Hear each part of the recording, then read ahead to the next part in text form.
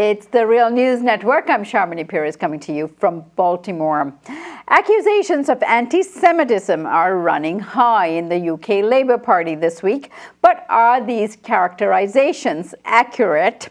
A conservative blogger recently discovered comments posted by Labour Party MP Naz Shah back in August of 2014, before she was elected to office in 2015. Shah suggested that a solution to the Israel-Palestine crisis would be to relocate Israel to the United States. Shah has since been suspended from the party and has apologized for her comments, admitting that it was anti-Semitic. And then, during a BBC interview, former London mayor and member of the Labour National Executive Committee, Ken Livingstone, defended Shah by saying, well, her comments are completely over the top, but it's not anti-Semitism. Let's remember when Hitler won his election in 1932, his policy then was that Jews should be moved to Israel. He was supporting Zionism, this before he went mad and ended up killing 6 million Jews, said Livingstone. On to talk about all of this controversy in London is John Weeks and Max Blumenthal. Max Blumenthal is a journalist and best-selling author. His latest book is The 51-Day War, Ruin and Resistance in Gaza. Gentlemen, thank you both for joining me today. Good to be with you. So let me start with you, Max. Were these comments by the two MPs, and particularly former Mayor Livingstone, anti-Semitic?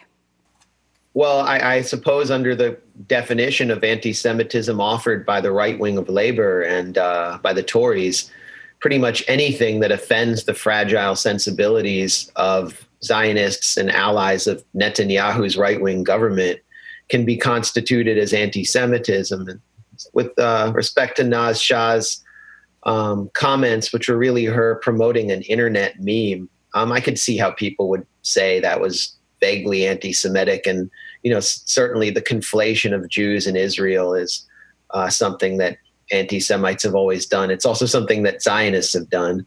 Ken Livingstone's remarks, however, I would love to see an actual explanation of how what he said was, I mean, it might have been a drunken ramble, but it was not anti-Semitic, and it was absolutely factual what he said. Actually, I don't know if Hitler was elected. He kind of won through a coalition with the conservatives. But the fact is that under Hitler, Nazi Germany initiated the Havara program, or the transfer agreement, with the Zionist movement to transfer Jewish people and property to historic Palestine in exchange for a portion of their wealth. And that was done in concert with the Jewish agency of the Zionist movement. This is well-established fact.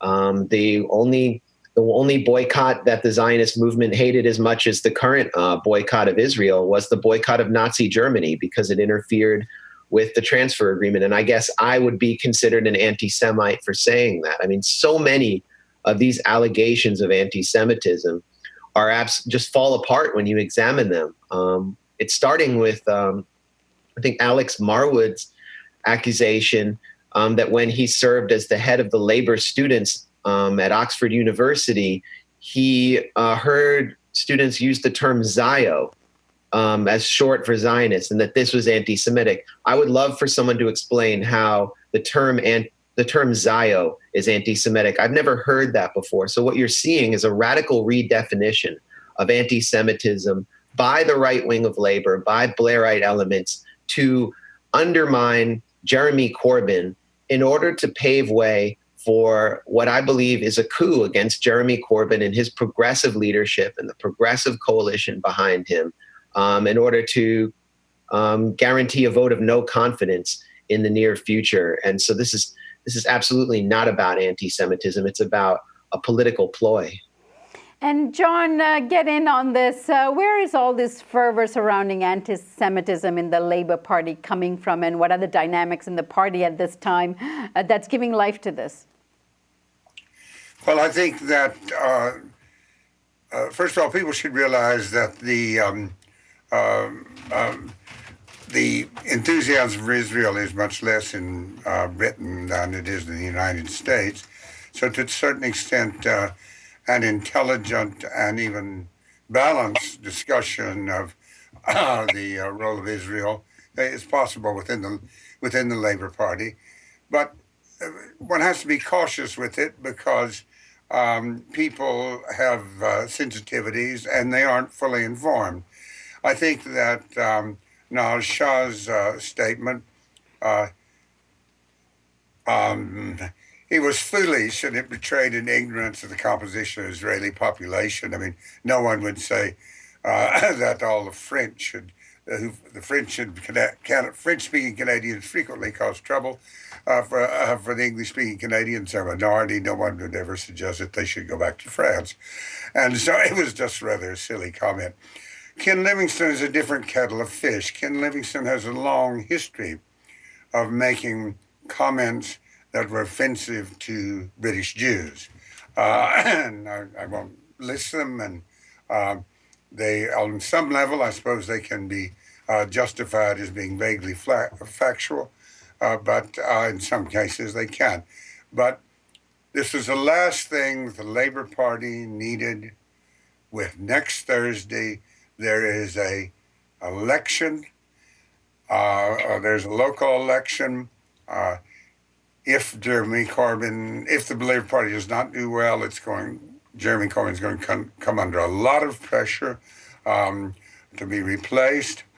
And Ken Livingstone was extremely foolish to provoke a discussion as John MacDonald, the Shadow Chancellor said, no, excuse me, actually it wasn't John MacDonald, it was someone else, said Ken Livingstone passed up an excellent opportunity to remain silent. Now, Ken Livingstone has been suspended since he made these comments. And you just said that he has a long history of making such comments. What did you mean by that? Well, when he was running for mayor last time, that was about 5 or 6 years ago, he was at a press conference. It appeared that he perhaps had had a drink or two, and a reporter from the Daily Mail raised a hostile question, which had nothing to do with Israel. Ken Livingstone said that he looked like a concentration camp guard, which was, I think, rather an insensitive thing to say to someone who is a Jew, which this reporter happened to be. And that's the most famous one. I happened to be working for Ken Livingstone's campaign at that time. I mean, I wasn't a paid worker, but I was very active. I was writing stuff for the economic policy. I supported him strongly. He was not the best candidate we could have had. And Max, what are the implications of this kind of discussion and debate when it comes to electoral politics and specifically within the Labour Party here? Well, I agree that Ken Livingstone's comments were impolitic and that he hasn't been the greatest politician. I mean, he lost the mayor's office thanks to a huge corruption scandal and along with all of these kinds of statements. But I just I haven't seen a clear definition of anti-Semitism. I think what I'm seeing is a redefinition of anti-Semitism from its traditional definition, which is discrimination against Jews as Jews, to offending fragile Zionist sensibilities. And it's been expanded so much that it's obfuscated and blurred what is actually going on in the Labour Party. There is not an epidemic of anti-Semitism within the Labour Party if you consider that 10 out of something like 400,000 members have been suspended. And that the offenses that those 10 committed, to the extent that they were even anti-Semitism, were committed before Corbyn, or mostly committed before Corbyn took over the party, before Corbyn was elected the head of the Labour Party. So this has almost nothing to do with Jeremy Corbyn, but what we're seeing is a campaign by people who tend to have Islamophobic opinions to shatter a coalition that is strongly anti-racist. to fracture the most progressive leadership of the Labour Party that we've seen probably in my lifetime by someone who bears the legacy of Tony Benn. And we've seen these attacks against Mulia Bhatia, who is the first Muslim head of the National Union of Students, who is a veteran campaigner against racism and fascism. She's accused falsely of anti-Semitism. And we see these attacks against students who campaign for the equal rights of Palestinians on campus, who are mostly immigrant students with brown or black skin. These are attacks coming from white people who are affluent, and it's the white affluent people with ties to the ultimate one percenter, Tony Blair, or to David Cameron, whose family wealth has, caused him a personal scandal that's hurting him politically, who are claiming discrimination. So what we're seeing is anti-Semitism being used to allow people who have a privileged position in British society and across the West to claim that they're being discriminated against by brown people, by immigrants who tend to be Muslim. And at the same time, you see these people, including Tony Blair, who has falsely claimed that most Muslims share extremist opinions and should be held under suspicion. These people who are offering these anti-Semitism allegations tend to be Islamophobic. So if anti-Semitism is the socialism of fools, as they say, then what is Islamophobia if not the foolishness of Zionists? All right, John, I'm going to go to you. But before that, let's take a look at Jeremy Corbyn comment on this. Anti-Semitism is absolutely abhorrent and wrong.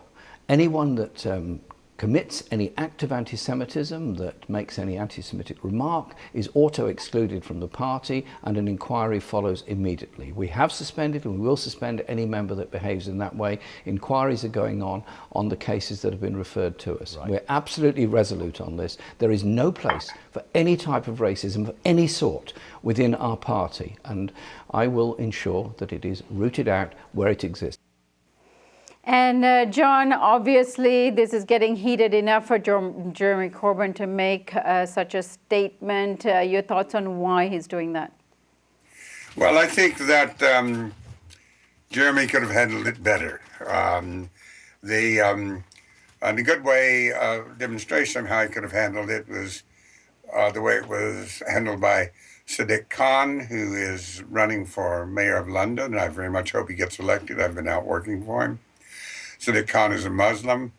Before Jeremy Corbyn said anything, Sadiq Khan immediately denounced what Livingston said.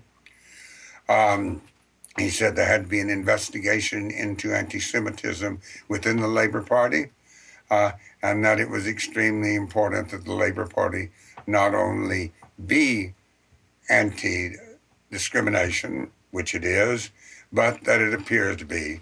And in this context, I think that it's very important for all people who are involved in, are concerned about what's going on in the Middle East, to remember the very brave Israelis who are fighting for peace in the Middle East. And I know some of them. And people, and we're talking about bravery, we're talking about serious bravery, people coming over in Britain, talking about what's going on in Palestine, Israelis who could go back and face charges of treason. And I think we should keep that in mind whenever we are considering xenophobia, Islamophobia, anti-Semitism, and other forms of discrimination. And Max, let me give you the last word. How is this going to be exploited by the right-wing members of the Labour Party leading up to this election that John is just talking about? Well, it's clear they're going to try to paint Corbyn as a leader who's lost control over his party and to trigger a no-confidence vote. But what we're seeing is this anti-Semitism accusation based on a radical redefinition of anti-Semitism.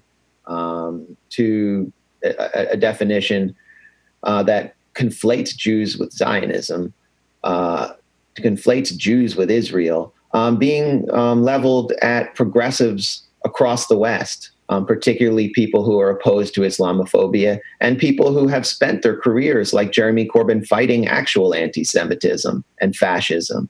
This isn't limited to the UK. We see it in the US. It's being used to attack and undermine the BDS movement for Palestinian equality. We just saw testimony in Congress by an extreme neoconservative, Jonathan Shanzer. We wrote about this at Alternet, accusing American Muslims for Palestine, one of the leading Muslim charities in the US, of ties to al-Qaeda and of advancing anti-Semitism. We see bills in state houses seeking to limit the speech of people who are organizing for BDS on the grounds that their speech is anti-Semitic. And we've seen people taken to trial in France on the grounds that they're advancing hate speech because they're organizing for Palestinian equality.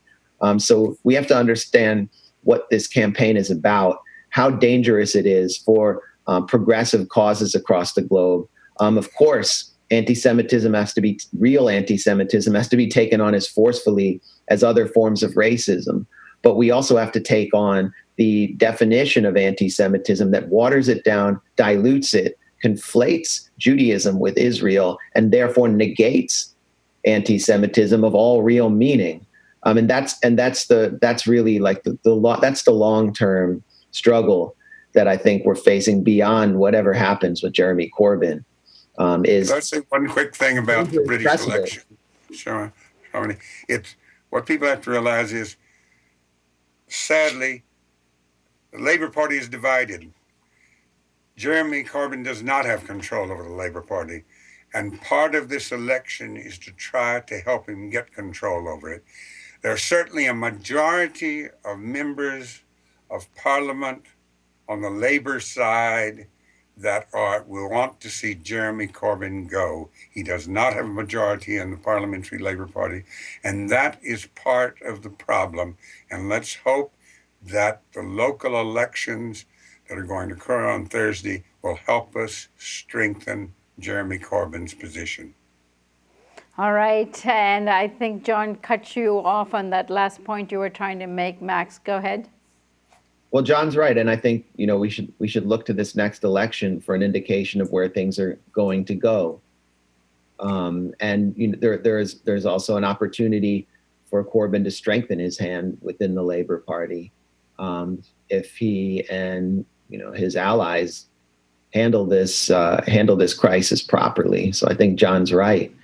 I think people in the U.S. who are watching this, who've supported the candidacy of Bernie Sanders, someone whose campaign has been in constant contact with people around Jeremy Corbyn, should pay more attention to what's happening in the UK and should be supportive of the coalition behind Jeremy Corbyn. There needs to be a transatlantic understanding of the importance of the success of Corbyn.